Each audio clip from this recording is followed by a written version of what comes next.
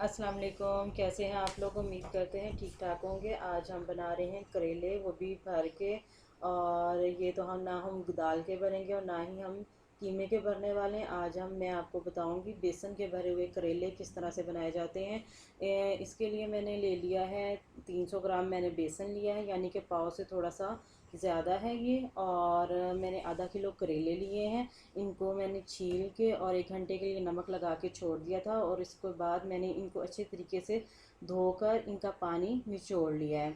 और आप देखेंगे ये करेले, यानी कि पानी इनका बिल्कुल मैंने निचोड़ दिया। और इस तरह के मुझे करेले चाहिए ये। और मैंने ये दरमियाने साइज़ के करेले लिए हैं। अगर आपको इससे भी छोटा साइज़ मिलता है तो वो बहुत ज़्यादा यानी कि बेहतर है, क्योंकि वो अंदर तक बेसन जो है अच्छे तरीके से पक जाएगा और कच्चा नहीं रहेगा। लेकिन अगर दरमियाने साइज़ के मिलते हैं तो वो भी बहुत अच्छे हैं।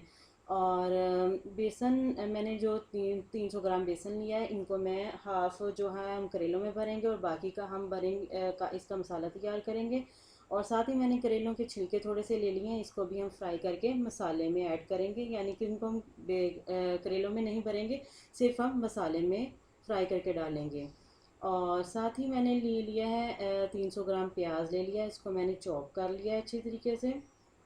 हमें चॉप किया हुआ प्याज चाहिए, बहुत ज़्यादा मोटा और बारीक प्याज नहीं चाहिए। और 1 खाने का चम्मच आप ले लें अनारदाना, और 1 खाने का चम्मच आप ले लें सूखा धनिया पाउडर, 1 खाने का चम्मच आप मिर्च ले लें, मिर्च सुरख मिर्च पाउडर, 1 खाने का चम्मच आपको नमक चाहिए, टमाटर और कुछ साबुत हरी मिर्चें ले ली हैं। और कुछ 10 से 12 मैंने कटी हुई मिर्चें ले ली हैं, और वो भी हम यानी कि ये तमाम चीज़ें हम बेसन में शामिल करेंगे। सिर्फ टमाटर और साबुत मिर्चें हम नहीं डालेंगे इसमें। तो अब शुरू करते हैं।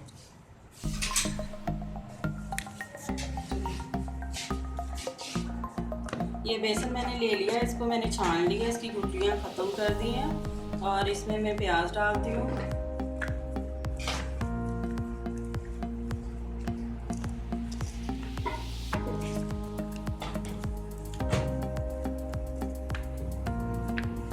ये प्याज डाल दिए हैं, हरी मिर्चें ये थोड़ी सी मैं रख लेती हूँ मसाले में डालने के लिए। और ये डालते हैं हम अनारदाना और सूखा धनिया। अनारदाने को भी मैंने अच्छे तरीके से धो के और इसकी मिट्टी वगैरह निकाल ली थी। ये अनारदाना है और सूखा धनिया है, इसको भी आप यानी कि थोड़ा सा दरदरा सा कर लें, यानी कि ये साबुत नहीं डालना, थोड़ा सा दरदरा इसको कर लें। सुरख मिर्च पाउडर है और नमक, ये सारा ही डाल देते हैं और इसको कर देते हैं अच्छे तरीके से मिक्स।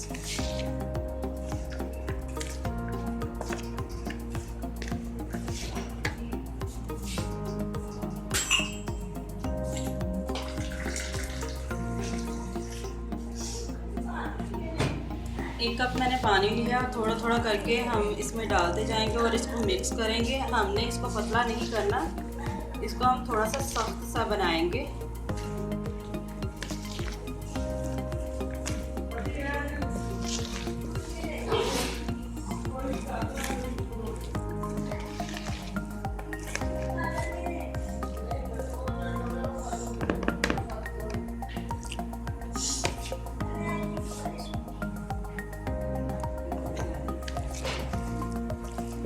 और पानी डालते जाएं थोड़ा थोड़ा करके और इसको मिक्स करते जाएंगे।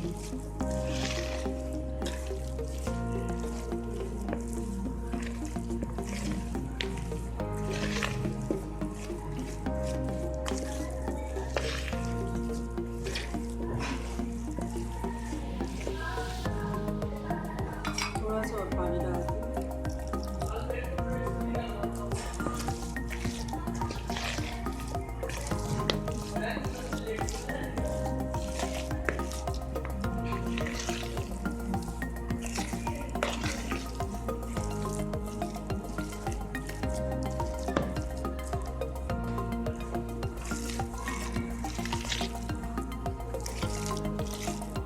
ये देखें, इस तरह का हमें चाहिए, इससे पतला नहीं करना।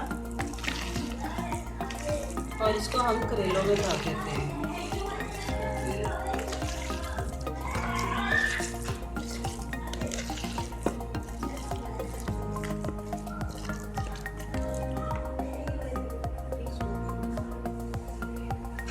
अच्छा, मेज़ा हमारा तैयार हो गया है। अब हम इसको करेलों में भरते हैं। ये देखिए, चम्मच से लें और इस तरीके से। करेले आपने बहुत बड़े साइज़ में नहीं लेने हैं, आप दरमियाने साइज़ में ले लें। अगर छोटे साइज़ में मिलते हैं तो वो सबसे बेहतर है। अगर दरमियाने साइज़ में है तो वो भी चल जाएंगे। और जैसे ये मैंने ली, ये बहुत ज़्यादा बड़े और बहुत ज़्यादा छोटे करेले नहीं हैं। इनको हम प्लेट में रखते जाएंगे। ये देखिए, और इनके ऊपर कोई भी धागा लपेटने की कोई ज़रूरत नहीं है। ये वैसे ही खुलेंगे नहीं, फ्राई होंगे तो ये बिल्कुल भी नहीं खुलेंगे।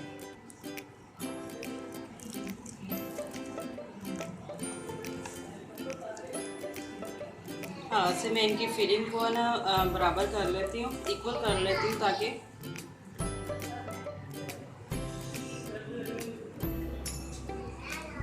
इसी तरह से आपने जो करेले हैं वो सारे भर लेने हैं बेसन से।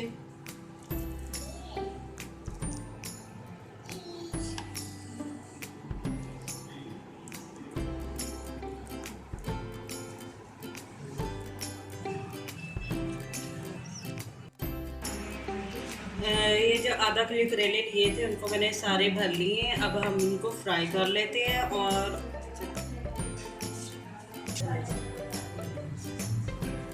अच्छा, ये ऑयल मैंने पहले से गर्म होने के लिए रख दिया था और इसमें मैंने ये थोड़ा सा बेसन जो है डाल के देखा है। ऑयल मैंने मीडियम आंच पर गर्म किया और बहुत ज़्यादा हमें गर्म नहीं चाहिए कि करेले जो है हम डालते ही जलना ना शुरू हो जाए। तो हमने इसको स्लो आंच पे रखना है ताकि ये आहिस्ता आहिस्ता फ्राई हो, ऊपर से जले ना और अंदर से पकते जाएं।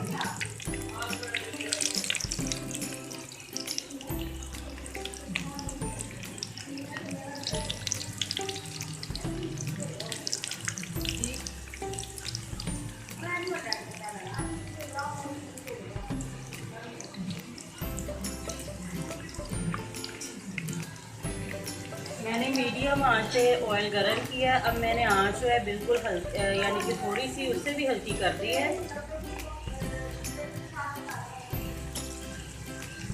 क्योंकि हमने इनको बहुत ज़्यादा मसलन के स्लो आंच पे बनाना है। ज़्यादा तेज़ मीडियम से भी आप कम रखें, फिर ये आपके करेले जो है अंदर से पकेंगे, बेसन जो है अच्छे तरीके से पक जाएगा, करेले ऊपर से बहुत ज़्यादा जलेंगे भी।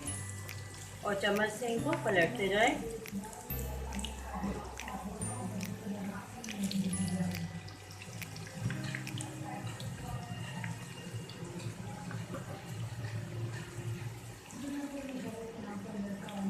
अभी हम 5 मिनट तक इसी पोजीशन में इनको फ्राई करेंगे। उसके बाद हम इनकी साइड चेंज कर देंगे।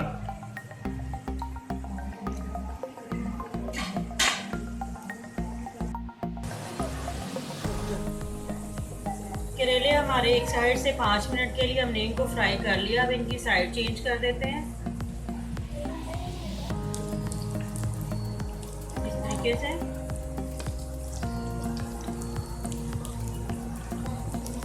पाँच मिनट हम दूसरी साइड से देंगे।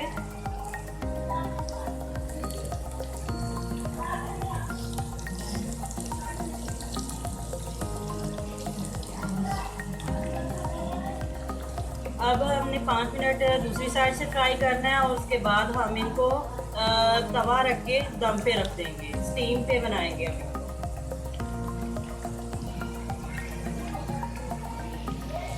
ठीक है, 5 मिनट अब हम इस साइड से फ्राई कर देते हैं।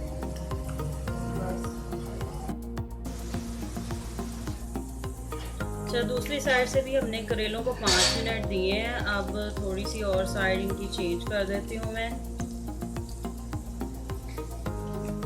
और आंच जो है मैंने बहुत स्लो रखी हुई है। अब साइड चेंज करके हम इनको ढक देते हैं।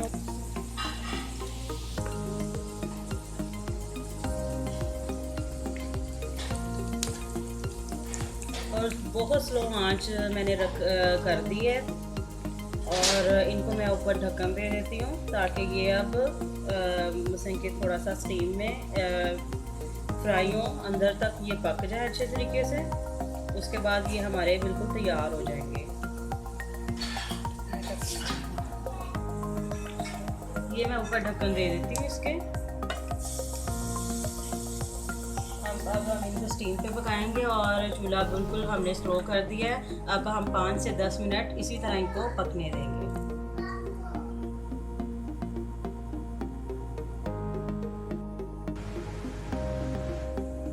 10 मिनट हमने दे दिए हैं इनको। हमने दम पे रखा हुआ था यानी कि, तो अब हम इनको निकाल लेते हैं। ये देखें करेले हमारे जो है अच्छे तरीके से फ्राई हो गए हैं। ये अंदर से भी तकरीबन पक चुके हैं, मैं आपको दिखाऊंगी भी। तो अब हम इनको निकाल लेते हैं। ये देखिए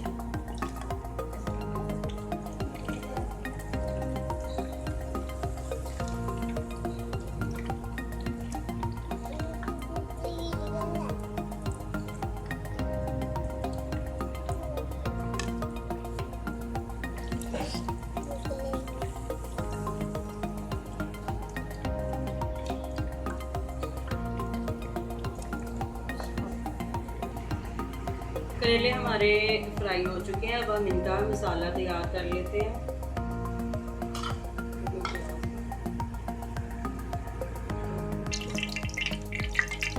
करेले हमने फ्राई करके निकाल लिए हैं। उसी बर्तन में, ये हमारा साफ है बिल्कुल, इसी में हम कर देते हैं ये छिलके करेले के ले लिए हैं, इनको फ्राई कर लेते हैं। इनको हल्का सा फ्राई करेंगे।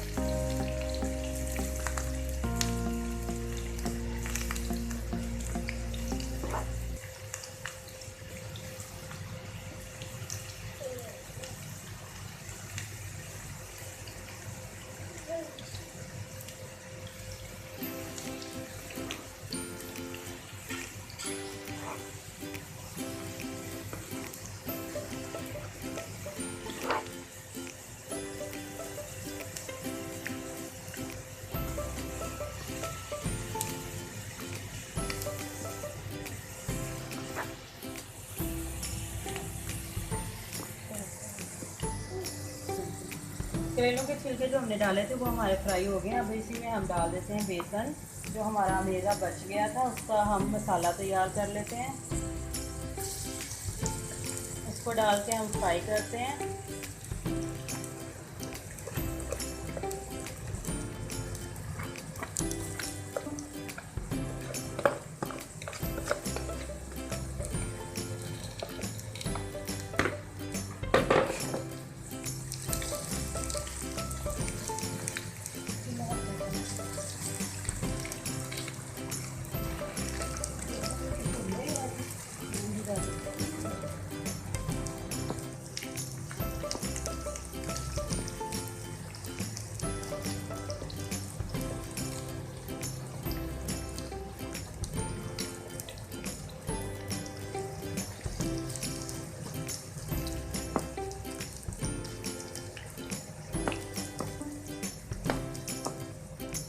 छिलके मैंने इसलिए निकाले ताकि जो बेसन में है वो करेलों का हल्का सा टेस्ट आ जाए। इसको साथ साथ आप चम्मच चलाते जाएं ताकि वो अच्छी तरह से पक भी जाए और एक साइड से जलना भी ना शुरू हो जाए।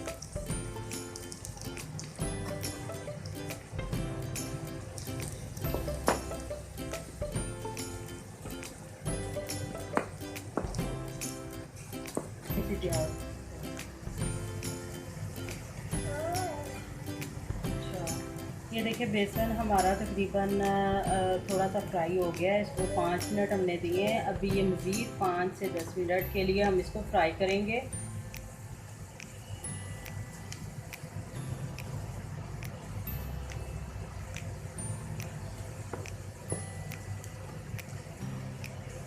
इसको भी हम थोड़ा सा 5 मिनट के लिए ढक देते हैं ताकि ये स्टीम में अच्छे तरीके से पक जाए और जो प्याज इसमें है वो भी नरम पड़ जाए। कुछ प्याज था बेसन में और थोड़ा सा प्याज मैंने इसमें और डाल दिया ताकि जो मसाला है वो थोड़ा सा ज़्यादा बन जाए।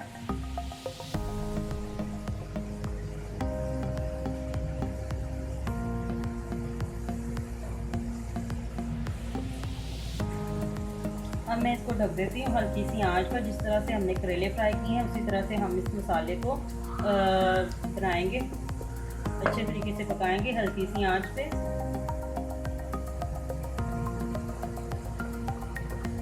साथ में आप दोपहर में इसको बनाएं बेसन वाले करेले और तंदूर की रोटी और साथ में लस्सी हो दही की, तो क्या मज़ा है। बना के खाइएगा और मुझे बताइएगा कि आपको ये कैसे लगे।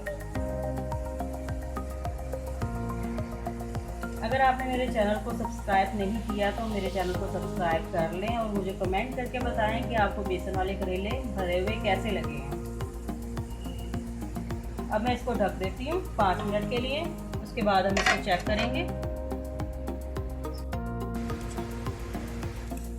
10 मिनट हमने मसाले को दे दिए हैं, जो बेसन का मसाला बना रहे थे, बेसन और प्याज का। तो इसको मैं एक बार मरतबा चम्मच से हिला लेती हूँ। ये देखें काफ़ी हद तक पक गया है। अब हम करेले जो हमने बेसन के भरे थे वो हम इसके ऊपर रख देंगे, साथ टमाटर डाल देंगे और इसको हम 10 मिनट के लिए मज़ीद दम पे रख देंगे। 5 मिनट हमने इसको फ्राई किया था, उसके बाद हमने इसको 10 मिनट के लिए दम पे रखा था। भरे हुए करेले रख के हम इसको मज़ीद स्टीम में पकाएंगे।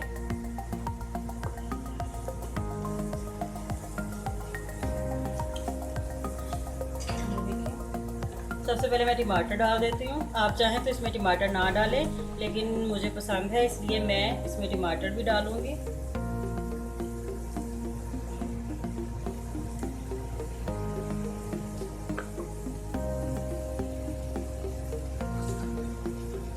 और साथ में हरी मिर्चें।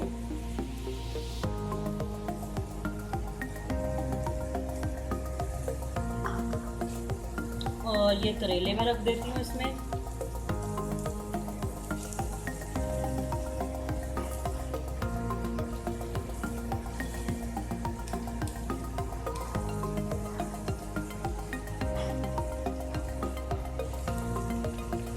ये देखिए मैंने करेले भी रख दिए हैं। अब इनको हम 10 मिनट के लिए मज़ीद स्टीम में पकाएंगे और इनको हम ढक देते हैं अच्छे तरीके से।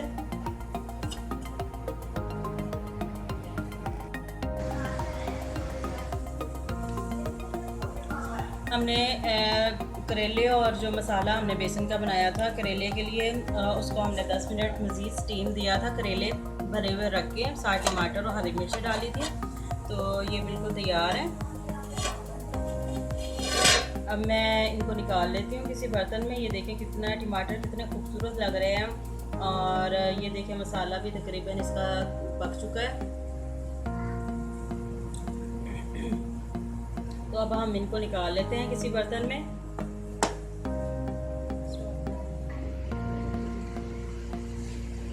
तो जी नाज़रीन, हमारे बेसन के भरे हुए करेले तैयार हैं और साथ मैंने जो मेज़ा बचा था उसमें थोड़ा सा और प्याज ऐड किया और मैंने उसका मसाला तैयार किया है। तो उसको भी मैंने अच्छे तरीके से फ्राई किया और स्टीम पे। अगर मैं आपको ये चेक करवाती हूँ मसलन के अंदर से ये बिल्कुल भी कच्चे नहीं बने। एक करेला मैं आपको काट के दिखाती हूँ इसको। ये देखें ये अंदर से पके हुए हैं।